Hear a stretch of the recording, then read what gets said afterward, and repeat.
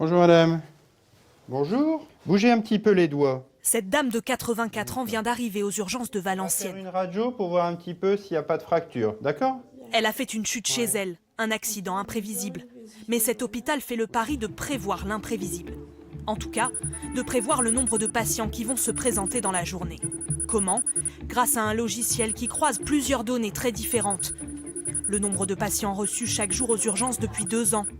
La météo, le trafic routier et même des événements extérieurs qui peuvent augmenter le nombre de patients, des matchs ou des manifestations.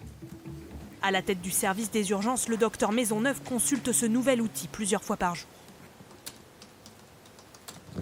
On surveille dans 2 heures ce qui va arriver.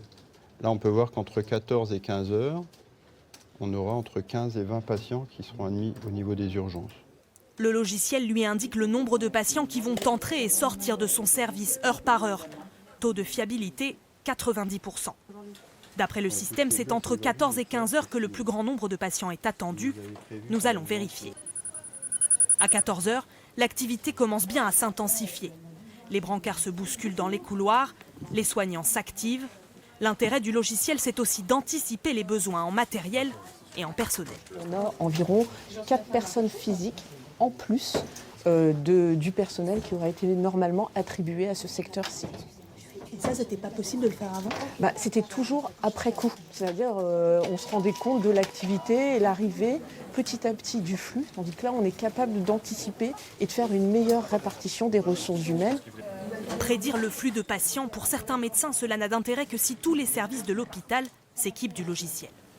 Je pense que ça sera un bon outil quand ça sera du management de lits, vraiment, et que ça nous permettra d'avoir dans les étages des lits d'aval en fonction des flux qui seront prédits et des hospitalisations dans les services qui seront prédits. C'est au sous-sol de l'hôpital que les données des patients sont stockées dans ces serveurs informatiques, puis envoyées de façon cryptée à la société qui développe le logiciel. Les données qui sont nécessaires à la mise au point de cet algorithme sont des données dites de volumétrie, mais en aucun cas liées au patient ou à sa pathologie ou quoi que ce soit de nominatif. L'intelligence artificielle doit permettre à l'hôpital de faire des économies en rationalisant ses coûts.